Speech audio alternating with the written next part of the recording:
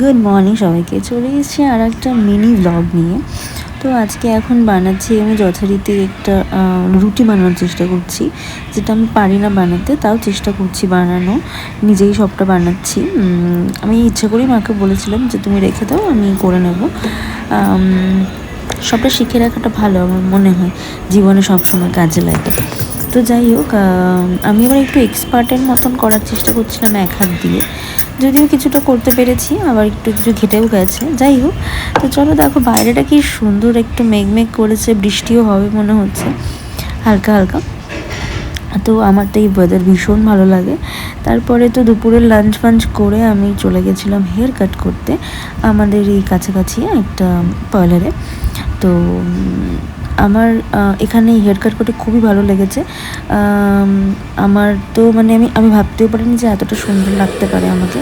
তো আমি জানি না আমি এখানে কি করছিলাম, কি ভাবছিলাম, আমার মুখটা কেন এরকম রয়েছে। যাই হোক, ঘুম পাচ্ছিল আমার যথারীতি।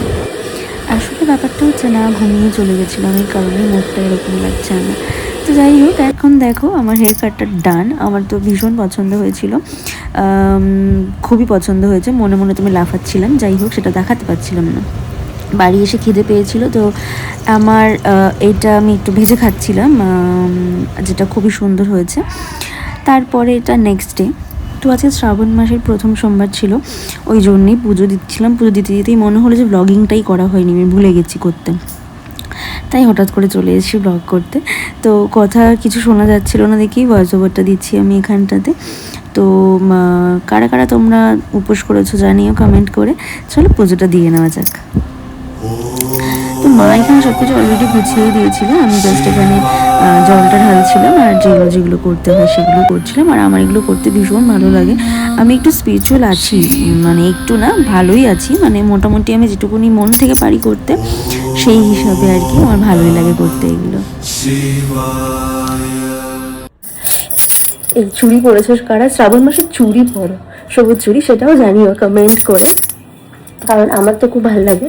আমি প্রত্যেক বছরই শ্রাবণের সময়, একদম শ্রাবণ পড়ার পর থেকে শ্রাবণ মাসের চুড়ি পরা স্টার্ট করি আপ টু শ্রাবণ এন্ড অবধি। তো আমার ভালোই লাগে, খুব ভালো লাগে পড়তে। আর এমনিও বেসিক্যালি আমি কাঁচের চুড়ি পরতে খুব পছন্দ করি। তো দুপুরে লাঞ্চটা করে নিচ্ছিলাম সেদ্ধ ভাত, যেটা খেতে হয়, তোমরা সবাই হয়তো জানবে। তো আমি আর মা এটা খেয়ে তারপরে সন্ধ্যা আরতি করে আমি তো চলে গেছিলাম হচ্ছে সোনার ফ্ল্যাটে। আসলে ওর একটু বিয়েবাড়ি যাওয়ার ছিল, তাই জন্য ডেকেছিল আমাকে এই টুকটাক একটুখানি রেডি করানোর জন্য, যেটা আমি কিছুই পাই না, তো নিজেই মেকআপ আর্টিস্ট আর কি। তো চলো ব্লগটা আজকে এখানে শেষ